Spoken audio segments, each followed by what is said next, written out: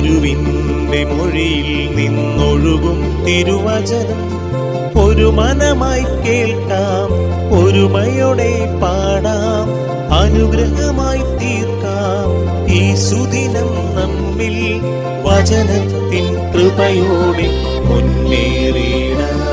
വിശുദ്ധ മർക്കോസ് അറിയിച്ച സുവിശേഷം 8-ാം അധ്യായം 36-ാം തിരുവചനം. ഒരുവൻ ലോകം മുഴുവൻ നേടിയാലും തന്റെ ആത്മാവിനെ നഷ്ടപ്പെടുത്തിയാൽ അതുകൊണ്ട് അവന് എന്തു പ്രയോജനം?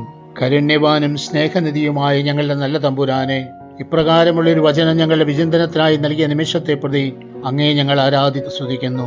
നാഥ, ഞങ്ങളുടെ ദൈനംദിന ജീവിതത്തിൽ ഞങ്ങളുടെ ആത്മാവിനെ നഷ്ടപ്പെടുത്തുന്ന പ്രവൃത്തികളൊന്നും ചെയ്യാതെ കർത്താവിനെ സ്വീകാര്യമായത് മാത്രം ചെയ്തുകൊണ്ട് മുന്നോട്ട് പോകുവാൻ ഞങ്ങൾക്ക് കൃപ നൽകി അനുഗ്രഹിക്കണമേ. യാതൊരു കാരണവശാലും ഞങ്ങളുടെ ആത്മാവിനെ നഷ്ടപ്പെടുത്തുന്ന ഒരു പ്രവൃത്തിയിലേക്ക് ഞങ്ങൾ കടക്കാതിരിക്കട്ടെ.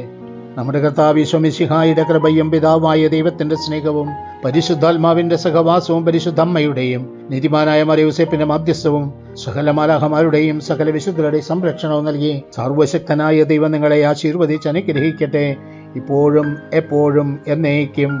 ആമേൻ. വചനത്തിൻ കൃപയോടെ മുന്നേറി